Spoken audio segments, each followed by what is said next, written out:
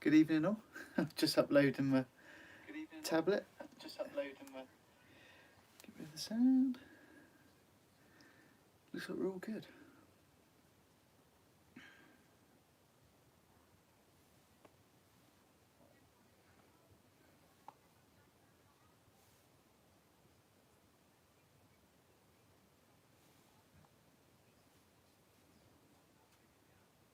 Good evening, Neil. And Matt, good evening. Just let people log in, connect up, just while we're waiting. Just let everyone load up. Hope everyone's well. Hope everyone's been out for a chance to go fishing, despite the bad weather. Good evening, Nick.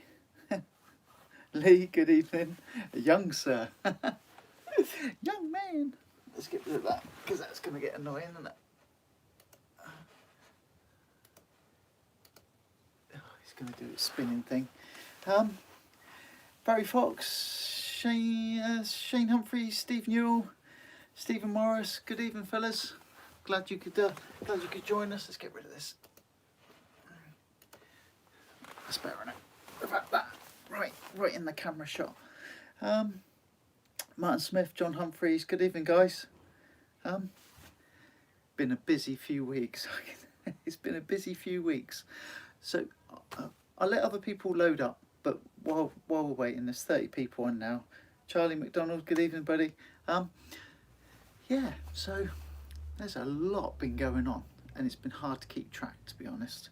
And when I say hard to keep track, it's been an absolute whirlwind. So I've got no script or anything specific that I need to talk about this evening. So with everyone else joining, good evening, guys. Chris, Scotland, mushroom and foraging. Hi, Paul. Brian Harris, Dan Richards. There's 37 people logged in now, so that's more than plenty. I don't expect that many, to be honest. I will kick off with one thing. So it might feel like content's been a little bit light recently, and I've got an excuse for that. You know, the Scotland trip took a lot of planning. There was all the planning, finance and everything else with buying the boat, prepping for towing it the 800 miles. That all took up a lot of time. But that wasn't the primary reason for a lack of content. I've lost a lot of content recently down to poor sound quality. And I think the initial clue to that was my, when I did this Smoothhound video, and the sound quality kicked in and kicked out, and I didn't really realise what was going on, but I've just figured it out just now. And it is, I use wireless microphones, and I'm hoping this is coming across nice and clear, and I can see the receiver doing all its thing in the background. I've got a intermittent break in the cable for the lavalier mic, so even though it's a wireless mic, usually I plug this in so that that's close to your throat and you can hear it and everything. That has worked and not worked. So I filmed yesterday, started uploading and editing today a boat trip, and I lost half of the sound. And I've lost 3 other previous videos to intermittent sound. It was that. Not impressed. But at least it's not the expensive wireless bit. It's just it's the cheap part. Stephen Morris, Stephen Newell, Shane Humphreys, Lee Madden. Good evening, fellas. I'll blast through names. Excuse if I do miss any. Skippy Kung Fu. I love that. Oi, oi. Del Palo. Is it Palo or Palot? Don't know. Dan Richards. Been out fishing on Haylen Island and had a few gurnard. I haven't had a gurnard this year. I've been with people when they've had gurnard, but I've not had a gurnard this year. So what's been happening? So I had a very kind invitation by Lee up on the Laura Dawn 2, and I fished out of Scotland in Oban, fishing for the common skate. And that to me was epic. It was absolutely amazing. Had the boat to myself for the day, and the fish literally were sort of queuing up. We had rods loaded with fish, and it was hard work. But that led me to think, okay, so I've managed one from a boat. Then I started doing a little bit of research. What about catching one from the shore? And that turned into something completely different. So I went up with Colin and Clive in the fishing wagon about a month after the boat trip, having done all the research, bought some kit.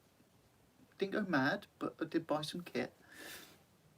And I managed £174 female from the shore.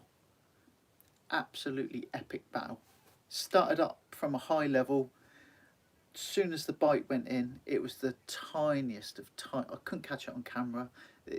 In the dark, wasn't expecting it, and just didn't. The camera went on later. The tiniest of bites, and as I picked up the rod, it just stripped line.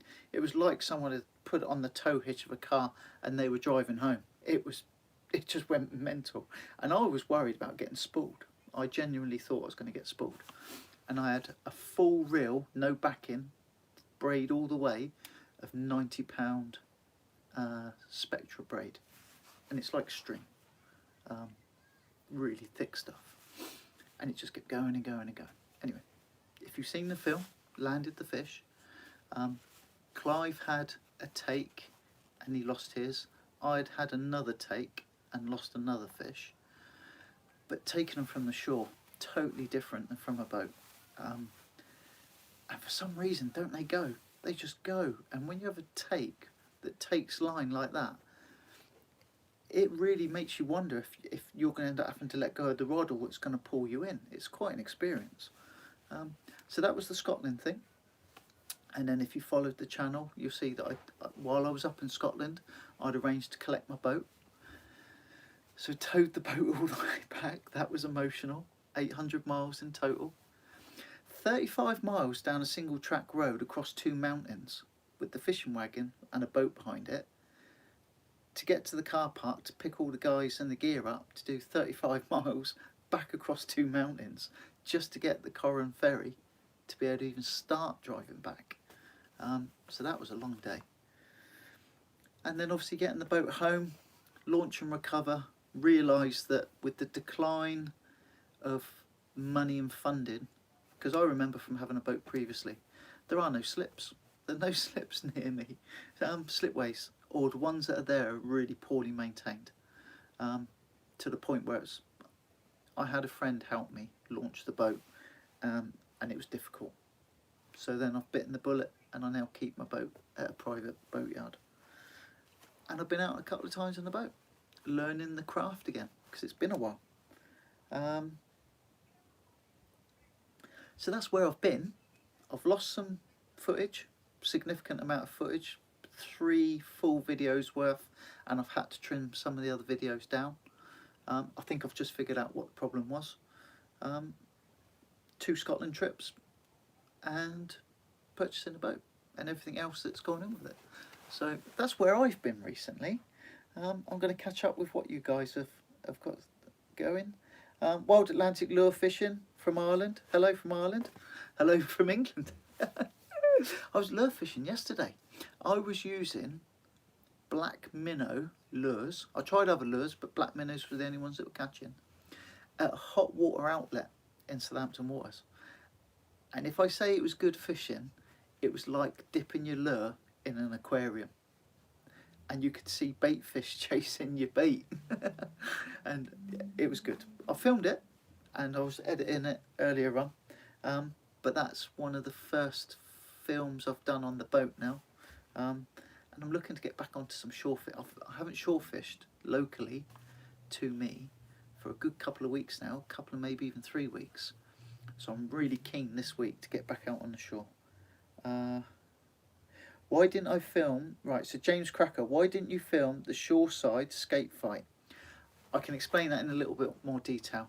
So the take was unexpected. Very light bite, picked up the rod, just gonna pull the line and double check my drag just to see it, and it took off. And it took off at such a rate I thought I was going to get spooled. Camera was rigged and set behind me. I had to go down a level, think a 10-foot drop, so I had to climb with the rod down another level to get the angle, because the fish had gone, tighten into the drag and try and slow it down before it spooled me. By that time I was on the level down. Colin and Clive have followed me down, and we'd left the camera behind. We had enough head torches between the three of us to probably illuminate it, but the camera was secondary to just trying to stop my rod from disappearing, me from disappearing, and the fish taking a reel full of spectra braid. That's the truth of it. So the reason why I didn't film it, I had full intentions of filming it. The camera was set up behind me, ready to go. Couldn't get to it. It all happened so dramatically that the first you really see of it is I'd gone up to my waist in the water to land the fish. Colin had gone above his waders into the water to get behind the fish to put it somewhere safe, so that at least we could unhook it nicely and help it to recover and all the rest of it. But yeah, pretty dramatic, to be honest. It would have been good catching it on film, I just couldn't do it. But that's not to say I haven't learnt the lesson, and if I go again, I know what to do next time. But pretty intense, to be honest. Stephen Cooper, thank you for the compliment, buddy. I'll touch on it. It's boring. Nobody likes numbers. It means a lot to me. It probably doesn't mean anything to you. But we're 1 year old pretty much this week. I uploaded.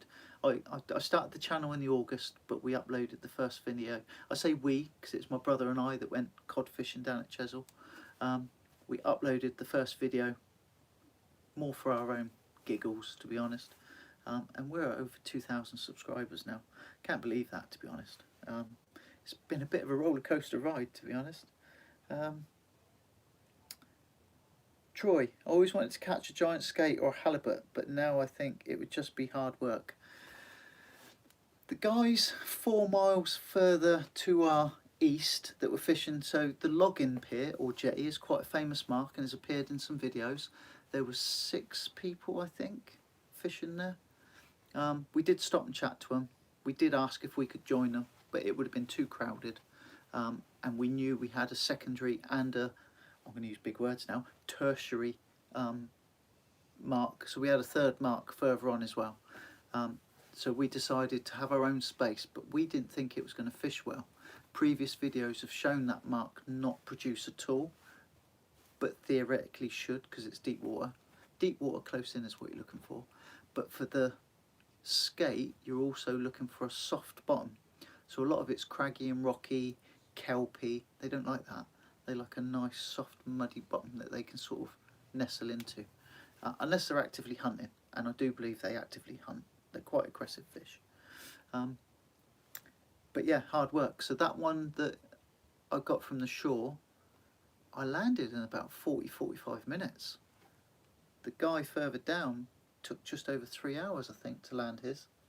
We were expecting up to 6 hours to land one from the shore. And I put that down fully to the Ron Thompson accelerator, without doubt. I had that rod bent double, literally, keeping the tension on the fish. And if you can break the suction it has on the bottom by lifting its nose, because it's got that pointed nose, and you can get it moving. Once you get it moving, you do not give it any. Because if you give any, it will just hunker down again, or it will turn and it will power away. And your drag just won't be able to do anything about it. From a boat, you're fishing from the top, pulling. So when you break it from the bottom, they tend to have a couple of runs in them. So you have to, if you bring one of them up near the boat and it hasn't had a run, you've got to expect a run at some point, and it will turn on the line and head for the bottom again. From the boat, they take about an hour, and from the shore, they should take a couple of 3 hours. And we really beefed that fish. It had 90-pound braid, Ron Thompson accelerator, 40-pound drag on the Daiwa BGs, landed it in about 40 minutes. But it is hard work. Good evening, Richie. Steve Newell, just done a 20-hour session at Southbourne. You'd have loved it. Waiting. Son had an 8-pound smalleye. Nice. So he's really chuffed with that. Smashed a lot of PBs with that. Steve, smalleye, prolific from Southbourne. If you were to target and say, I want to catch a smalleye, where would I say go? Southbourne Beach, one at distance, one in the gully, sand eel, double sand eel, or double sand eel wrapped in squid. I don't think you can go wrong.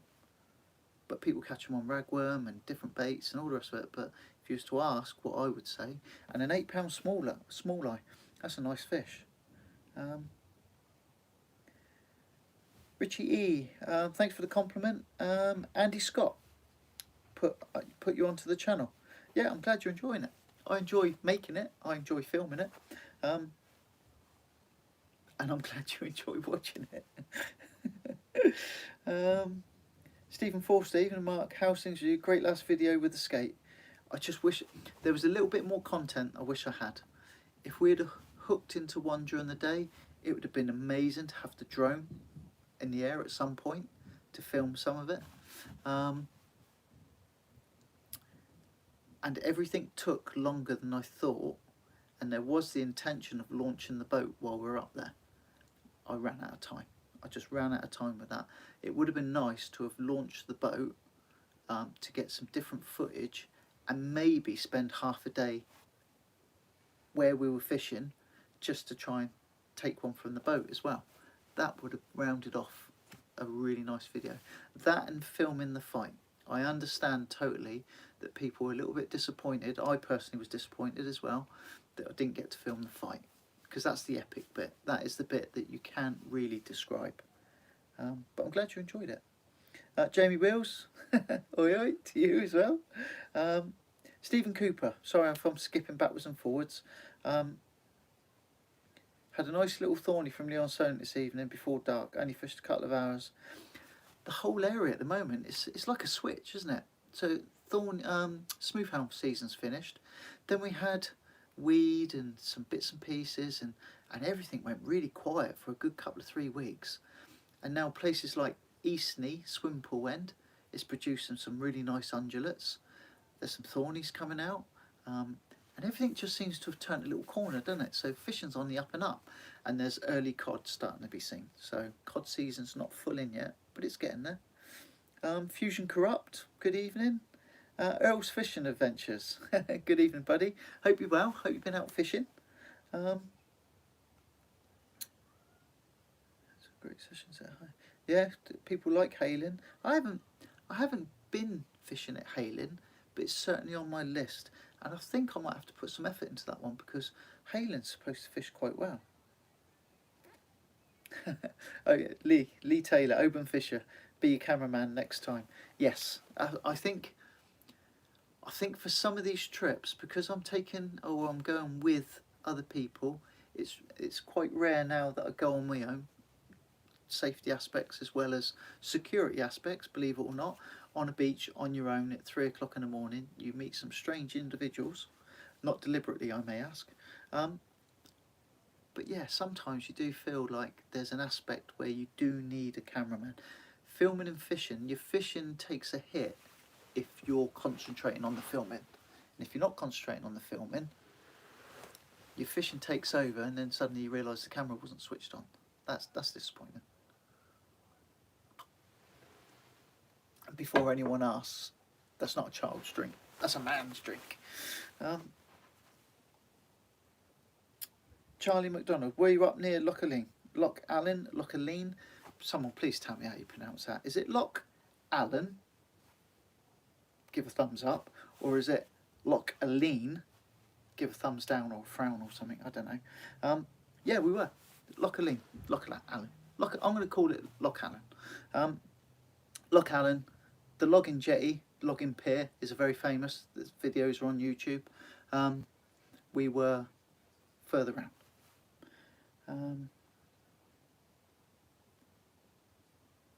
Oh right. Oh, you're a bit poorly then, buddy.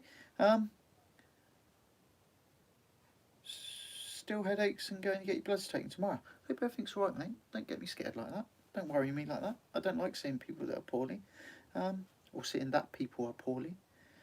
When is the Mersey comp, Mark? I think the Republic of Liverpool is getting locked down tomorrow. Right, please. Right, so the Scottish trips were all put on hold because they were planned long ago. I don't do this ever. When I say ever, I'll tell you the exception. I don't delete people's comments from my channel, because on the whole, people, even if they've got something negative to say, are polite in the way they say it. And I don't mind that. if it's good, bad or indifferent, as long as people are polite. I've got a little few snidey comments about the fact that my skate videos are copying other people. I'm not copying anyone. I couldn't care less what anyone else does. I'm doing what I want to do and sharing it. I actually deleted a comment. First time I've had to do it. In fact, I lie. Second time. A long time ago I deleted one. But the COD competition in Liverpool, I have been invited to attend or go or join others. Restrictions. You've got to do what you're told, haven't you? And I'm all for one for that. I totally agree that if someone somewhere is making a decision that we have to do something, they don't take these things lightly. I'm not going to get political about it, but if someone tells me I'm not allowed to go,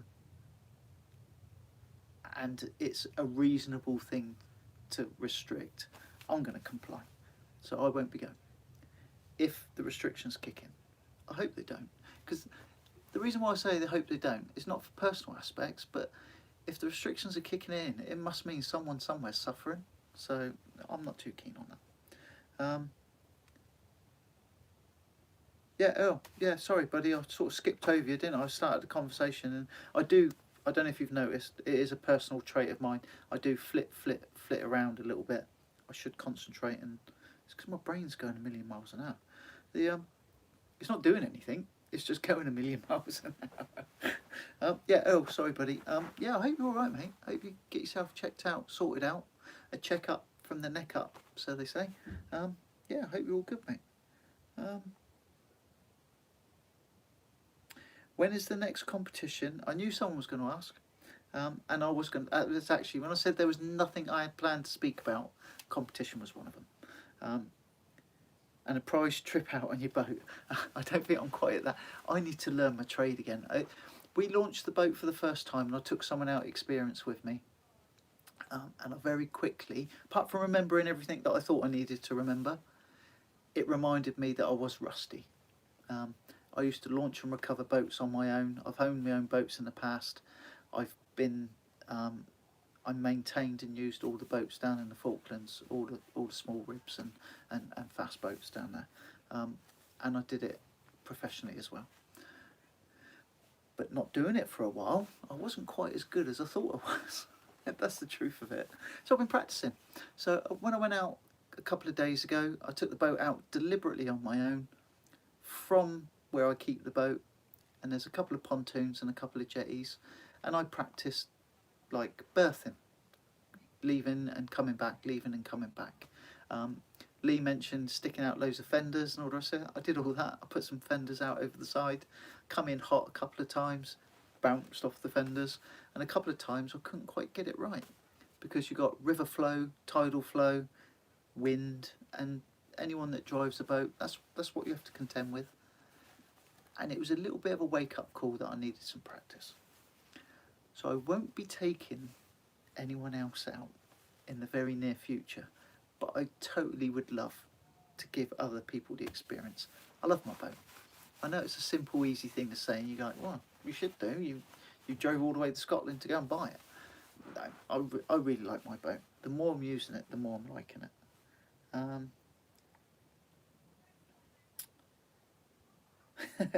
Assuming rum and coke on the desk too. It's not coke. So anyone that knows me will know that that's not coke. Here's rum. Guesses, answers on a postcard. See if anyone knows. See if you've been paying attention in past lives. Yeah, it is rum, but it's not coke. Have you ever fished up in Northumberland? No, but I've been asked a few times. Produce some lovely cod. Love the channel, by the way. All right, thank you very much for the compliment. Tony Dixon. I think you're, without exaggerating, I think you're the third person to ask, and I've had 2 offers of the opportunity to go and fish. So it is a logistical thing. It's a long way to go. I know I've just been to Scotland about it, what I've said, but it's fitting it in with everything else. I would love to go up to Northumberland, and I would love to fish shore marks for cod. That is definitely on the list of things I'd like to do.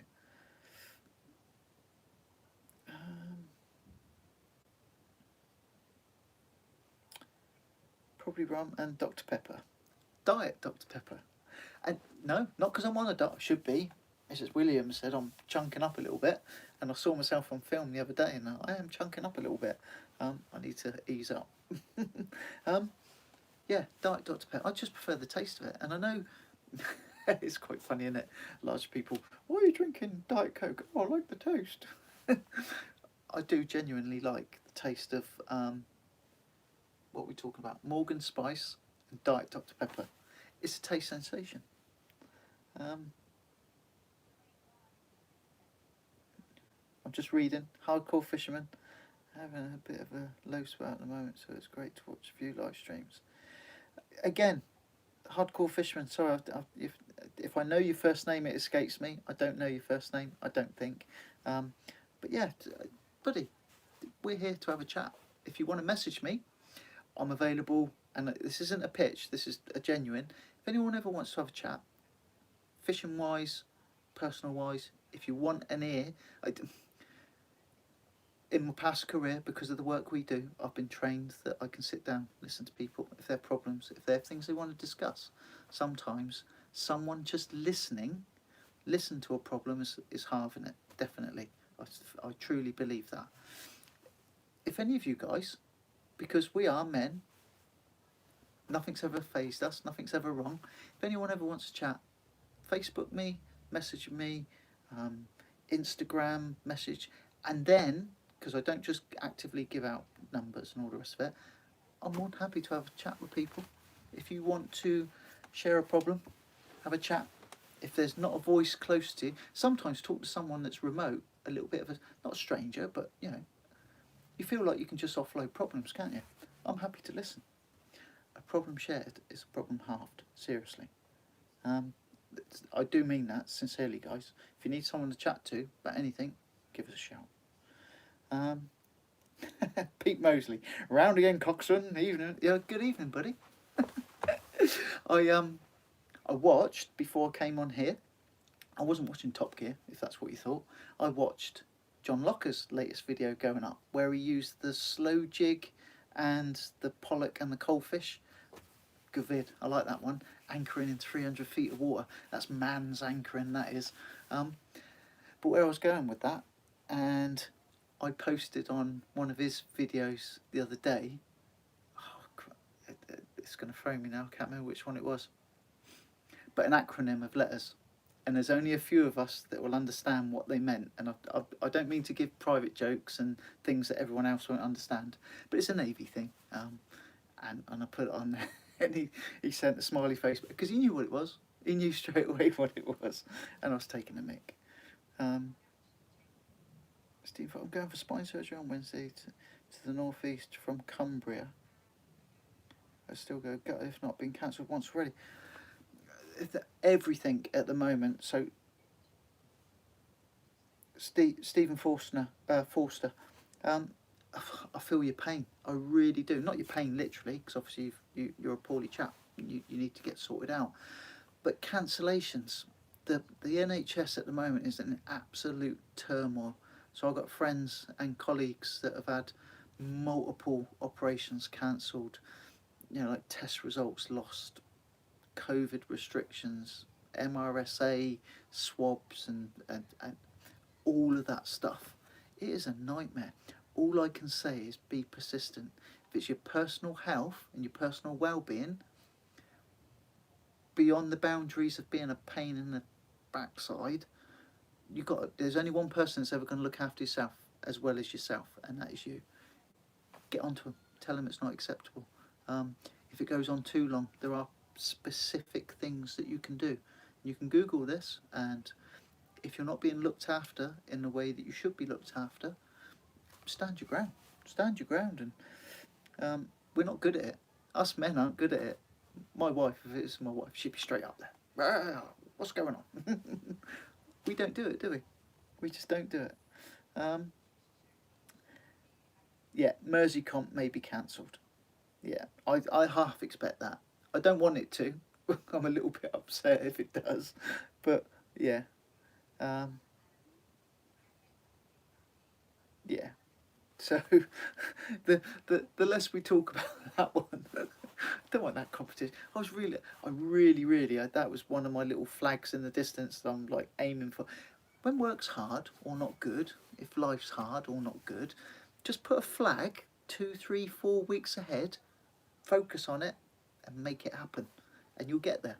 You know, that whole mentality. There's loads of these things on the internet, isn't there? Be good, be this, be that. Just set a flag and go for it.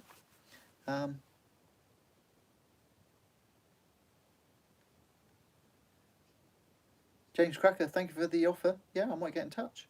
I've got a back pocket. I can't remember what Stuart is now. He's a boat coxswain, ticketed, got all his bits. I sent him a message every minutes. He sent me the answer, and as soon as he told me the answer, I was struggling, berthing into tide, with wind pushing me off the berth as well. And he said, "Why don't you just put a spring on and put an extra fender at the front quarter and just motor into it?" And I was like, "Yeah, it's really obvious. Why didn't I think of that?" But at the time, it escaped me. You know, he's my Jiminy Cricket. I give him a shout, and he's like, "Yeah, you need to do this." But yeah, no, James Cracker, I would appreciate that. It's good. Oh, and you're close by. Yeah, good stuff. Tony Dixon, the conger that John caught was a beast. So I've set myself a target, as well as doing a little bit more shore angling again, because that's my first love.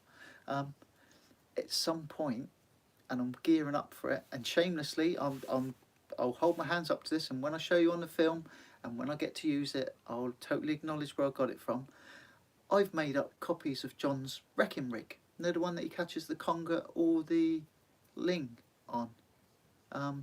With the Muppets and the Tenno hooks and the, you know the one I mean. If you watch any of that, you know exactly what I mean. I'm not going to try and change what is already working, and John uses that to good effect, and he's got a very good video that shows you how to make it. This isn't the John Appreciation channel, by the way, but I do appreciate what he does. Yeah, so I've made some of those. I've got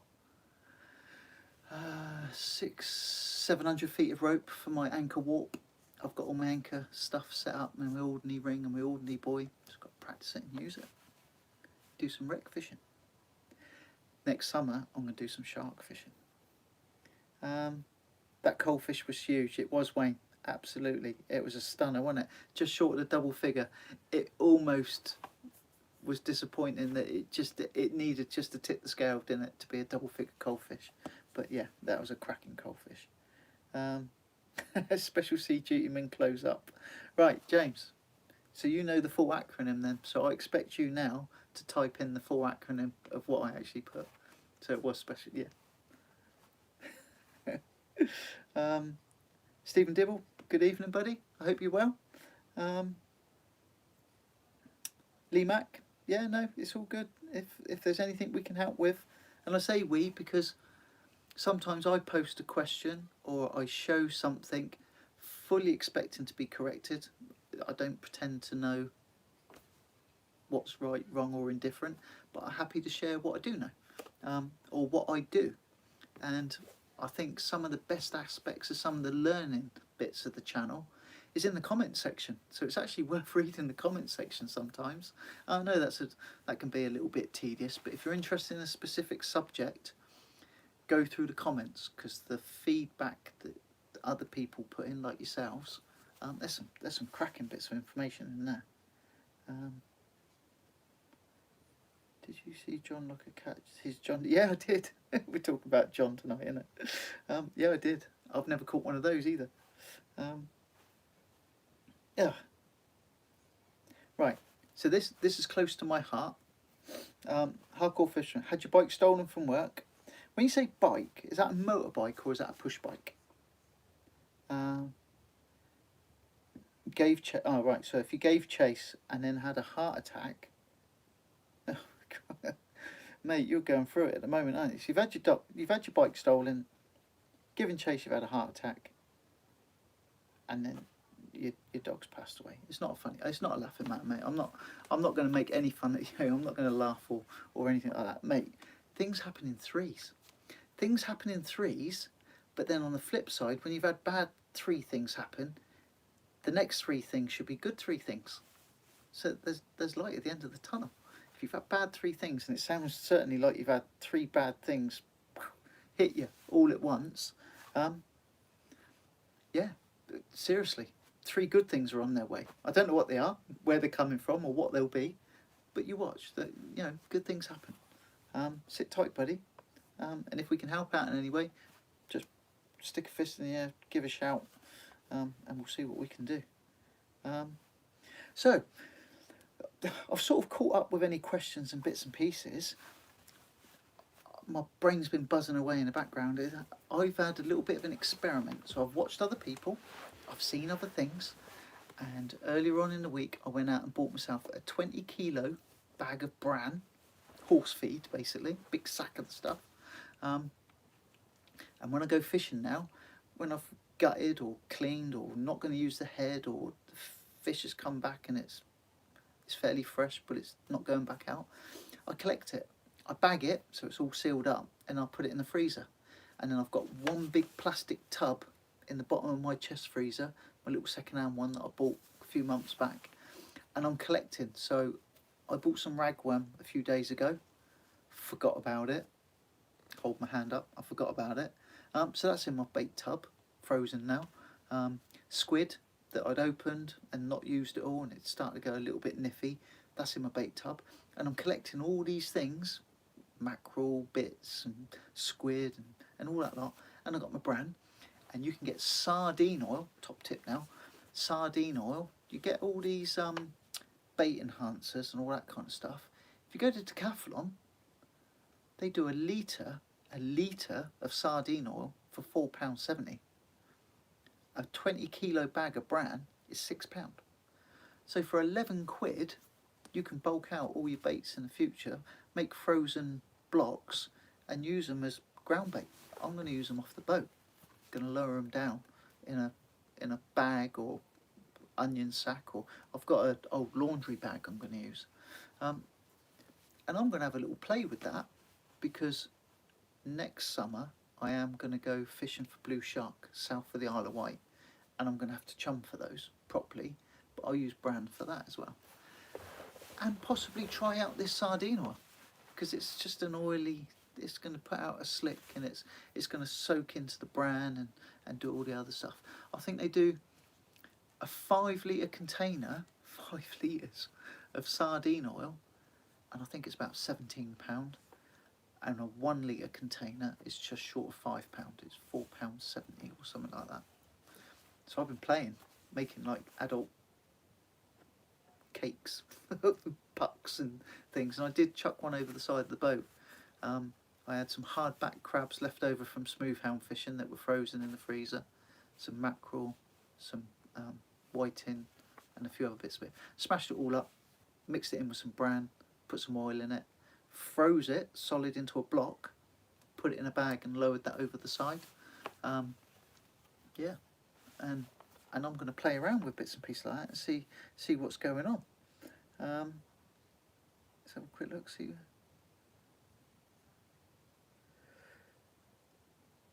Rotator cuffs. Right, rotator cuff injuries. I tore 2 bursitis sacs, is it? I think bits in my shoulder, working abroad. 2 years physio that took to sort out.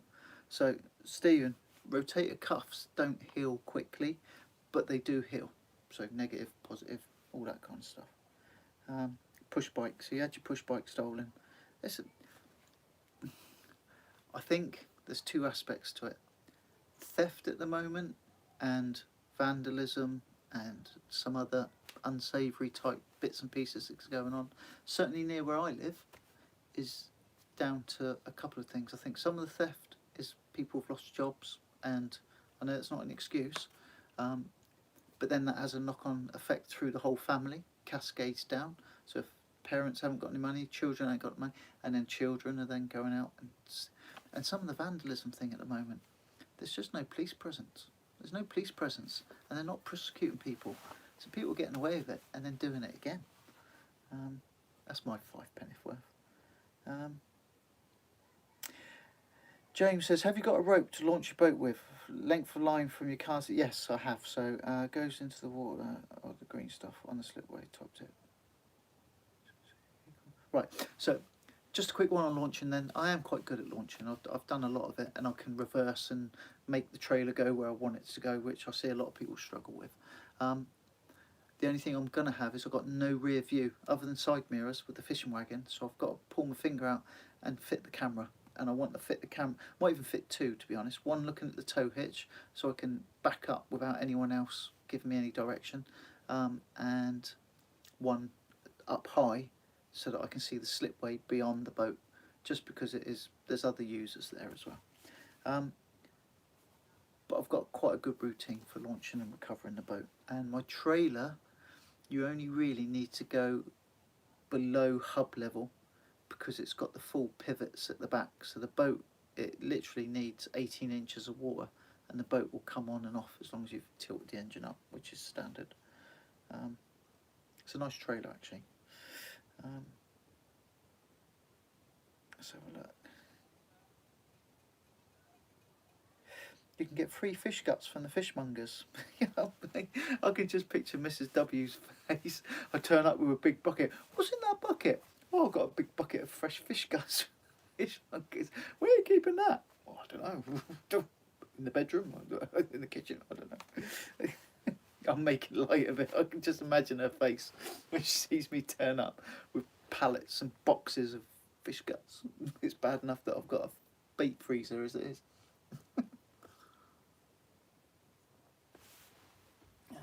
Thirsty boy.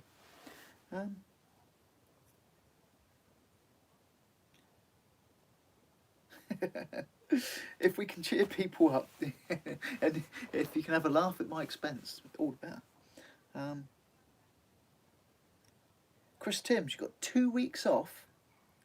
Are you going to fish solid for two? Are you going to go fishing like regularly? What area of the country? Right, Chris, I need more information. So you got 2 weeks off and you're going to go fishing. Where are you fishing? What are you fishing for? What area of the country? I'm interested. I want to know. Because if you've got 2 weeks off, you've got to try and fill that. I've got a week off at the back of this month.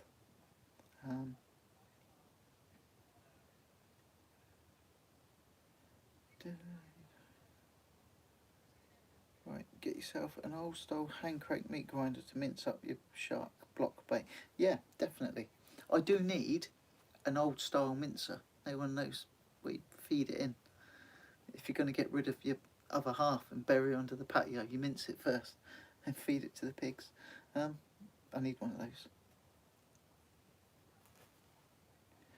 John Humphrey's always going pairs. Right, so I'm comfortable to a certain extent going out in the boat on my own.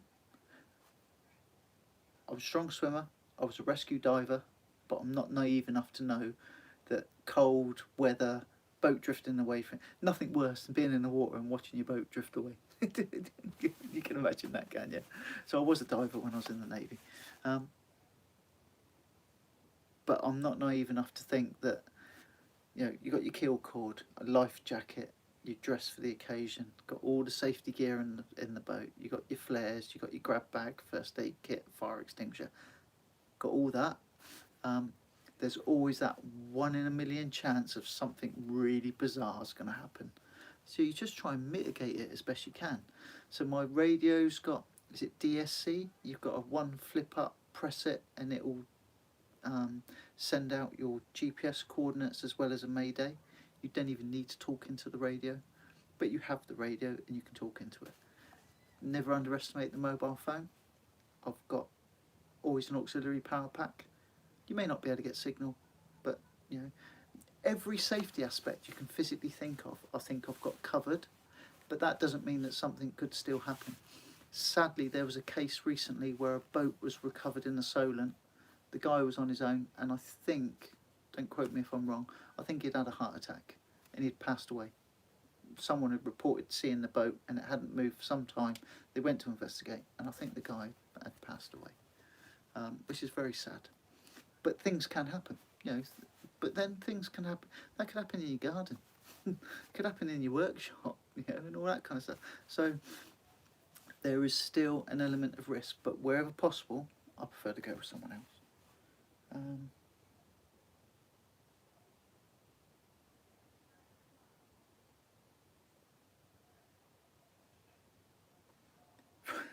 So I'm just reading. So you're chasing the guy that's nicked your bike, and a cop car's pulled up, and he wouldn't even call you an ambulance. So part of me says that is modern risk assessment. You know, did he actually believe you? Was you actually having a heart attack? Did he want to get involved? Was he going off shift? I don't know. Could be any number of things. But yeah, it does make you wonder, doesn't it?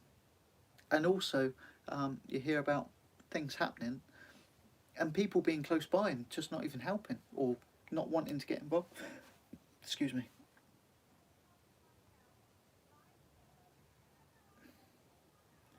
Yeah, so you're going to Scotland. Yeah, as much as possible. And Fife, Scotland, going for the Coddy if possible. Sheer bliss. Absolutely. Yeah, some nice deep water, deep cold water. Get the biggest stuff you can get.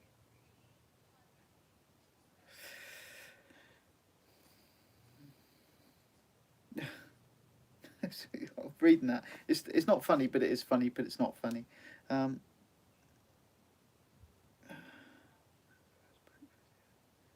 When's the first boat video, and have you fished on it yet? I fished a couple of times. I fished yesterday, and I had some nice bass yesterday. When I say nice, I went and knew they were only going to be school bass, and they were all about the £2 stamp. But I fished really light tackle, 7-foot rod, £8 line, and lures, no bait involved, and I really enjoyed that. Yeah, obviously every rig, first thing you do, set the drag, pull a bit of line, make sure that your point of bend that your line's going to give, attach the lure, throw it out, bang, got hit first time. Next door neighbour's got a new car and their alarm's going off. Yeah, cast out, first cast, bang, and I'm not going to give too much away because you can watch the film. Second cast, bang, straight in. I'm like, this is a little bit too easy. I need to make it harder for myself.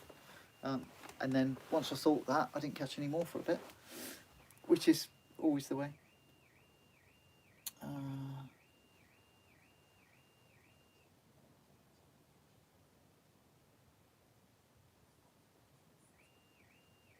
They need to sort their car out. That's going to get annoying. Raptor oil. the oil that rises to... Well, oil will separate from the water, won't it? So oil will naturally sit on top of...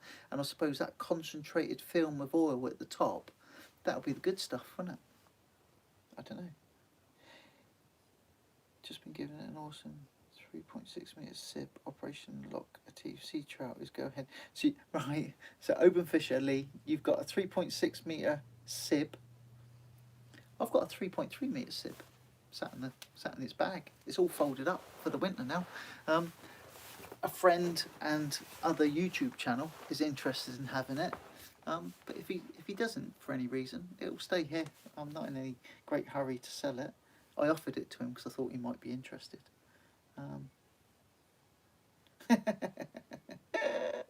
You were almost a proper Navy diver. I did pass my CD aptitude. Does that count? I wasn't a CD. I wasn't a clearance diver. And they were very upset when I told them I didn't want to be. So I did my ship's divers course, passed all the exams that would have qualified me to do my CD bit and all of that. Got called over to the office, stood in front of the man as he formally offered me a place on the next course that was coming up in 4 months or whatever it was, after the course that was running. And then kicked off and I said I didn't want it. That's true, that is. But yeah, I wasn't a CD diver. Troy says, most of the bass you've seen this year have been no bigger than about £3. These were like peas of a pod. I had one that was smaller and they were all literally £2. 1 or 2 ounces under, 1 or 2 ounces over. £2 was the stamp of fish. It was like there was Southampton's population of £2 bass in one spot, and there were a lot of them. When I actually, it's hard to explain. When I went to unhook one, the fish was actually warm because he'd been so close to the, that's how warm the warm water outlet is. The whole area around it, the water is warm. The fish was warm, actually warm to the touch. What do I think the first big fish you'll get on board? I think my first inshore offshore mark that I'm going to fish there's a high likelihood of a ray, thornback or undulate, and we're really close into cod season. The cod are starting to show, so I've got a choice of 2 marks that will be my first foray out, depending on which. One will be ray, the other one will be a possibility of cod. But I'm under no illusions, it'll probably be tings, poutings and whitings. Yeah. Will I be fishing for cod off the Needles? I'd love to. I'm gonna. Yes. Is the answer to that one. Yes. When I was some time ago, I looked into fishing from Hurst Spit, and you can see the deep water and the flow between where the island is and Hurst is significant. And then as you edge round to the Needles, you go round, you go in Freshwater Bay, other parts of the Isle of Wight. Very lucky where I live. The fishing is so varied. You could fish 20 miles in each direction, east, west and south, and never fish the same spot.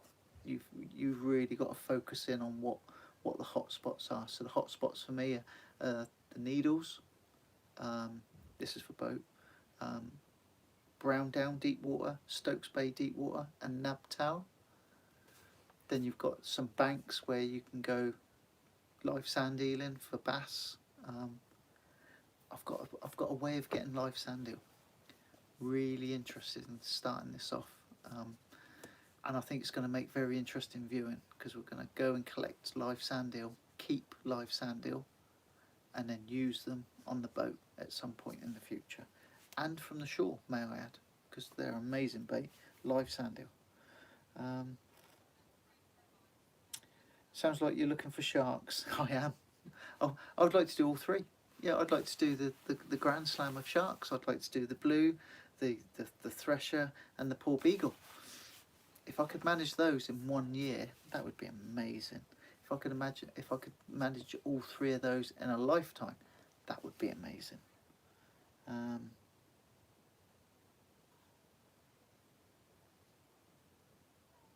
Yeah, so the cod seem to come with coloured water, don't they? So Bristol Channel, the Solent, all seem to come after a blow or during a blow. So recently, during those storms we had last week, there was quite a lot of fish caught. Those that braved it, and I wasn't one, I'm afraid, those that braved it caught some nice fish, nice undulates. There was some cracking, some good bass. Good bass caught close in, mainly with live bait.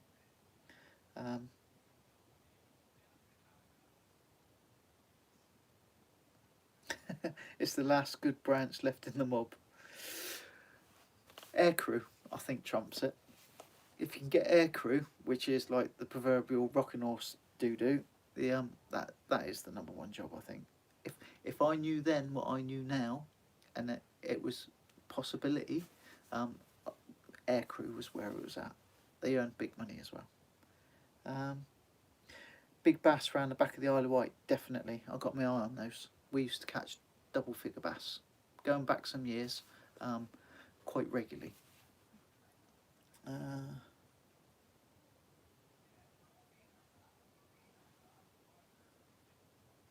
Yeah, so Troy sort of making a comment about the factory ships and the pair of trawls missing some of the stuff and all the rest of it. That recent release of where that factory ship had revisited on multiple occasions in the Solent, all of which were conservation areas. That blows me away. In this day and age where they've got satellite tracking and they can why are they not confronting these things? Why are they not? I was fishery protection for 2.5 years, and we used to go on board trawlers and check catches, net sizes. I never personally. I stayed on board the main ship, but the guys used to go across and check nets and catch limits and all that kind of stuff. Why are we not confronting these? Is it a Euro thing? I don't know. I don't understand it. I'm not really going to make too much comment about something I don't understand, but it does surprise me that they can do it.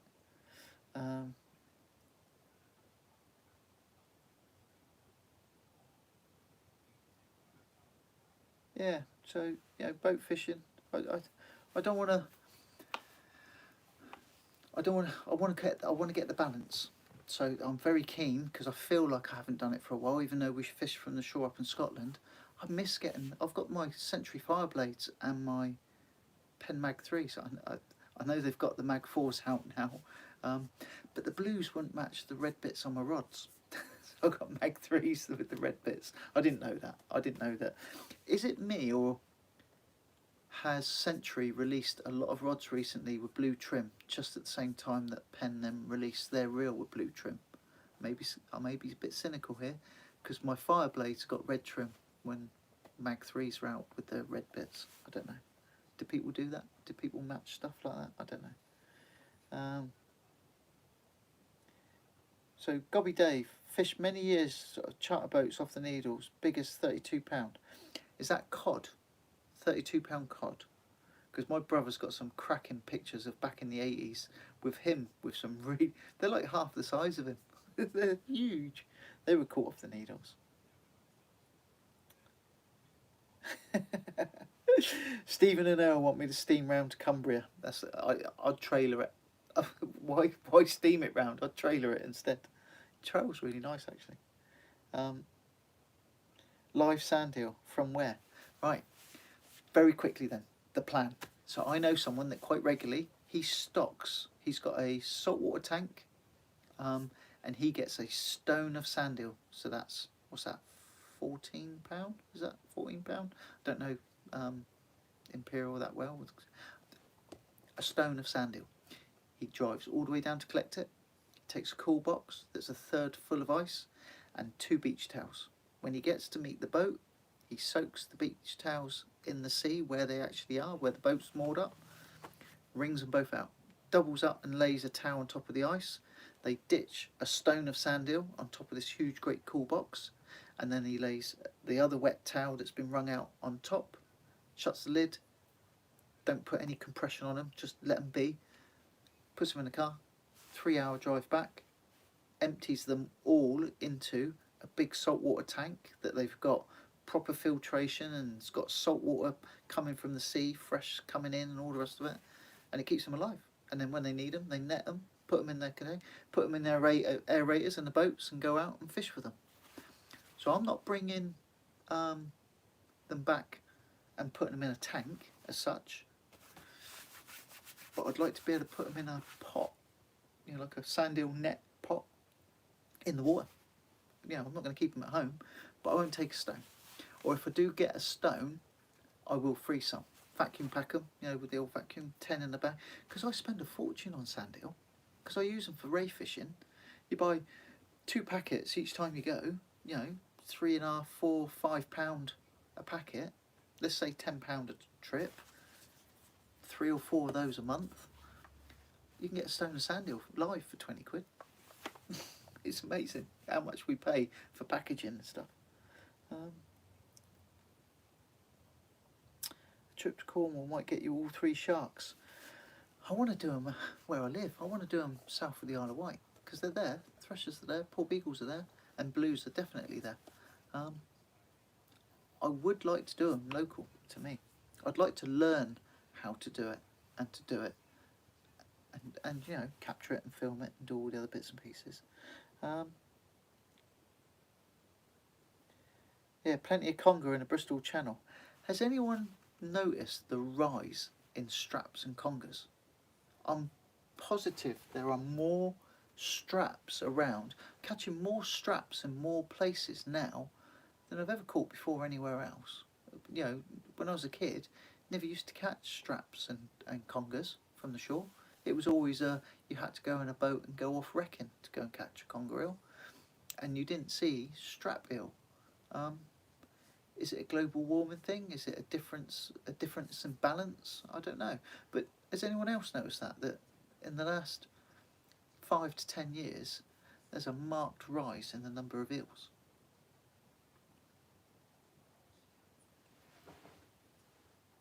There are certainly some places where we fish where you're almost guaranteed. You fish down Chesil, you're almost guaranteed to get strap. When are the van build videos coming? So my last van build video that I spent a whole day filming, and was my battery and solar panel install, was the one where I got all the corrupted sound. I couldn't recover any of it because it was so intermittent. It was cutting in, coming out. So because I don't want to jump a step, I'm seriously considering taking the batteries and the solar panel out, because I'm going to fit another one as well, reversing some of the work to then show and film it all again. Now that I realise it's that, and I'm blown away that it's that. I was convinced it was the electronics, but clearly it's not, because the electronics are working now. That lavalier mic's let me down. It's lost me some really good footage. So the van video was due out about, well, the week before I went to Scotland, because I had it all completed, ready to go up to Scotland, the solar install, with the fridge and the batteries and the wiring. I lost it all. Devastated. I'm going to have to refilm it.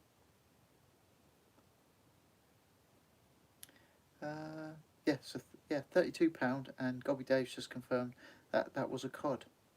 The government released most trawlers who are caught with illegal catches. Fines are usually anywhere from €40,000 up, and I know that for a fact because every trawler that we found infringements with, that were escorted alongside and prosecuted, the fines are huge. €80,000, €90,000, 200,000. They're massive. The fines are really big. To the point where you think, is it really worth doing what you're doing if you're going to get fines like that? And then you watch them over the next couple of weeks, they just fish harder because they've got to cover the losses of the fine. They take the fine almost as a, like it's necessary to do what they're doing.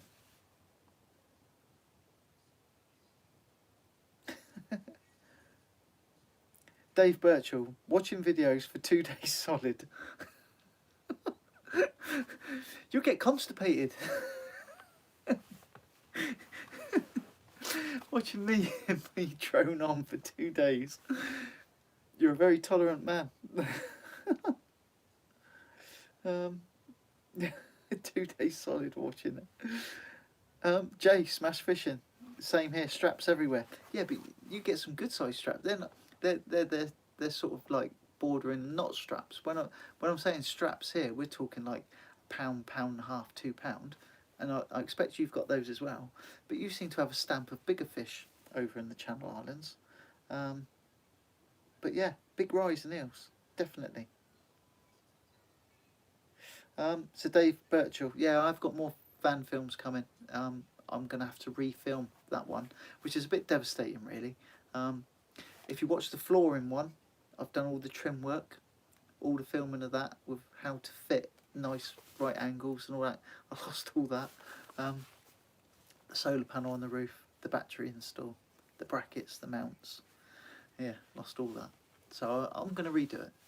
I've just got, you know what it's like. I've had the wind knocked out of my sails. I'm devastated. I put a lot of effort into filming those, including obviously it slows you down doing what, you know, once you get in a rhythm you can start doing stuff. But I will have to undo some work and redo it.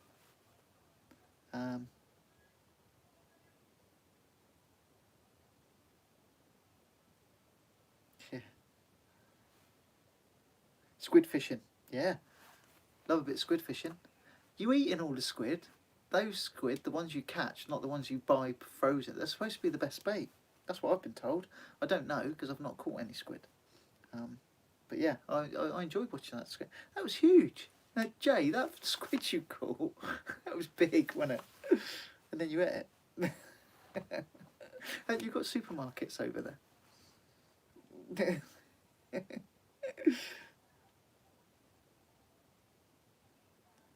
Yeah. I'd love a £20 conger.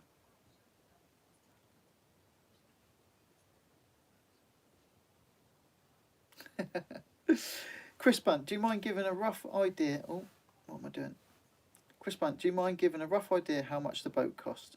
Are you planning to trailer each time? So, without getting into the nitty gritty of money first, and I'll think about that. So yeah, I was quite happy keeping it at home. I've got plenty of room that I can keep at home. I haven't got a big house, but I've got a little driveway, and the boat could have parked in front of the garage. And then it means it's less cost. But I managed to find a yard that has its own private slipway I can store the boat there, and it's got pontoons as well.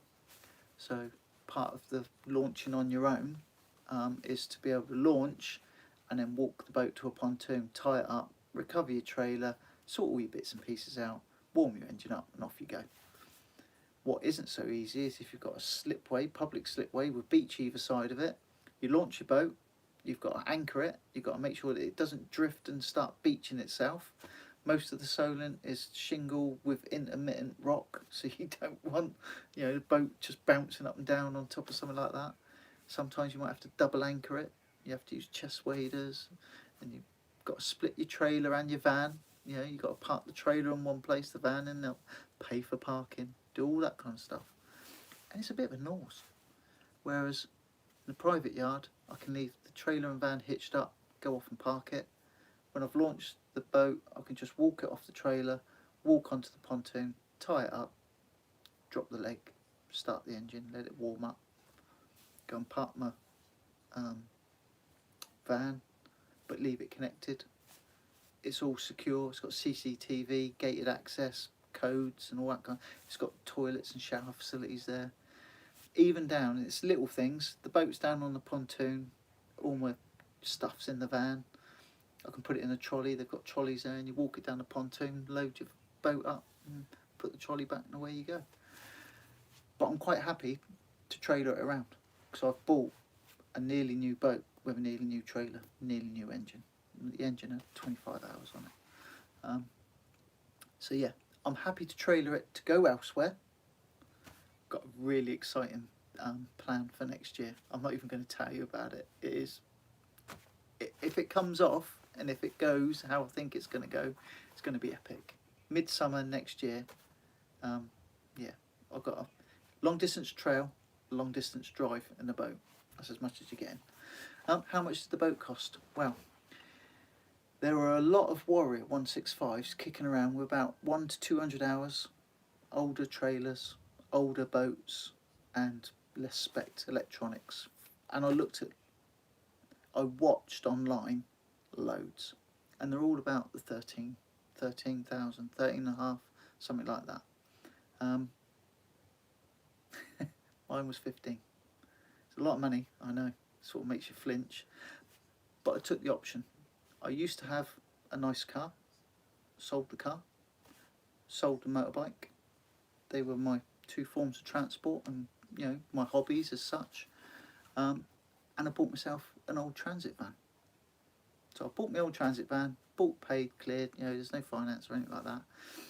And then even though I had the money saved, because I've sorted myself out, I've been looking at this for a long time, the bank were offering 2.7%. It was a no-brainer. Money's still in the bank, and I bought it on the Never Never. On the Never Never, but I'm paying it off, chunking it off, if that makes sense. Just because there didn't seem to be any reason to part with the money. I've sort of grown attached to it. I've been saving it for so long, I'd grown attached to it. So yeah, don't like to talk about money too much. It's not, you know, but if anyone knows boats and they know what they're looking at, the engine had less than 25 hours on it. The boat was unmarked, been used 6 or 7 times. And the worst thing that was with the trailer, one of the lamps had gone on one of the side lights. That was the result of any defects that I could find. Oh, and the bilge pump. The guy said to me, I tried the bilge pump recently and it didn't seem to be working properly, so I bought a brand new one. It was in the box, expensive bilge pump. He said, you know, I wouldn't want you to take the boat and the bilge pump not quite work properly, so it's a brand new bilge pump. I took it home. When I got it home, I stripped the bilge pump down, and it was full of leaves. It had leaves at some point washed down to the back of the boat, you know, where he'd been storing it near a tree or something. Took all the leaves out, put it back together, and the bilge pump runs perfectly. So the other one's still in the box.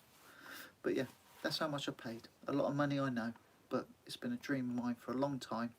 Saved hard, worked hard, and got rid of some other stuff, you know, sort of cashed in some other stuff. So that's where that is.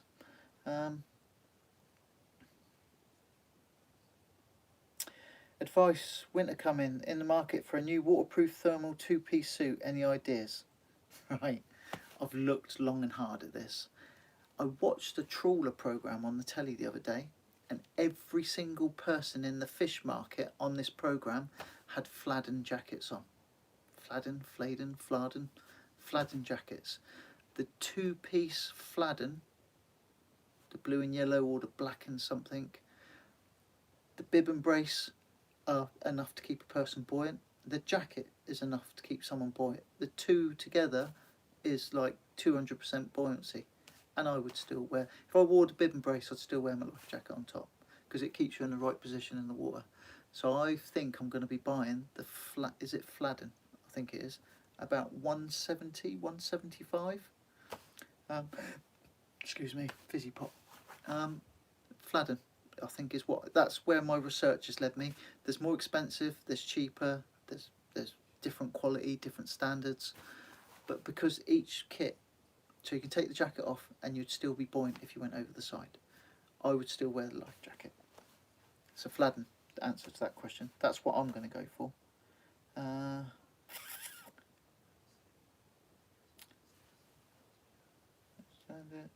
I got the Warrior 175. So I was watching a Warrior 175 for a while, out of my price range, and I thought, you know what, I'll just keep an eye on that for a week or so, and then maybe I'll contact the person and just see if they've got any negotiation available. I saw it for sale for 2 days, it sold, and then a day later it was up for £3,000 more on a commercial site. So the commercial guy bought it and put it straight up on his brokerage. The 175, yeah, the 175 is a more arguably a more seaworthy boat. But you'd be surprised. I'm not going to bleat on about it because everyone's smitten with what they've got, and you know, oh, I've got this and it's the brilliant, and it's not that at all. But I've been mildly surprised how good it is. I've been out yesterday; it was quite windy and gusty, and it's definitely got some giddy up. It's quite a quick boat. Mr. LV, good evening, buddy.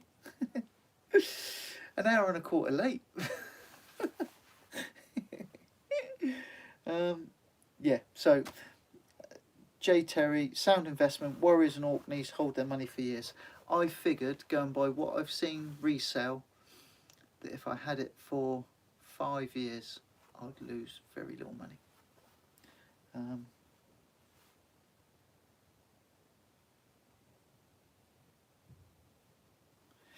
Yeah, I know how much small boats cost. So go out with 2 men aboard, find yourself in base frolics on your own would be, yeah, I know. There is that safety aspect.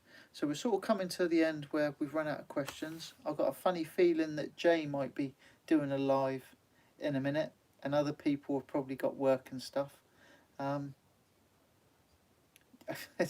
Dave Birchall, the 175 massive boat, wishes he's got the 165 easy to launch off our beach.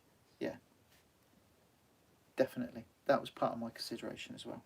So, yeah. So, guys, I'm going to knock it on the head there. Thank you very much for joining me. I look forward to these. I know we've been a bit light on content and lives. But, yeah, I've enjoyed your company. I've enjoyed the questions. I hope I've given you something this evening. None of it was, you know, thought through. I didn't really have any agenda tonight. Just played it as it went. I hope you're all well. The offer still stands. If any of you are having any problems, any issues, if you just need to talk to someone seriously, don't hold back. Get in touch with someone. Okay. If some of you that are having any kind of problems, issues, or things you need to resolve, get in touch with someone. Share your problems. To everyone else, let us know how you're getting on.